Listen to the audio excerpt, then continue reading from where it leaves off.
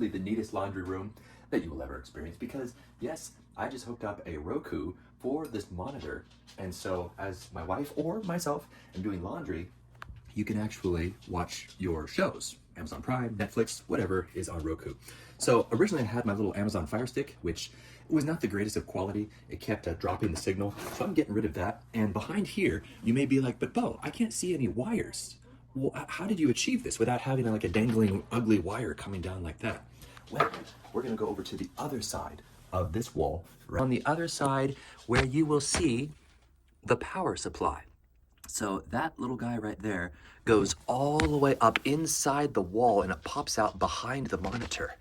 And as you can see, I've got the Roku plugged into the USB power supply right there. And then the other power supply actually powers the monitor. How cool is that? Smokey, what do you say? Is it 5 out of 5 stars? Yes, he agrees.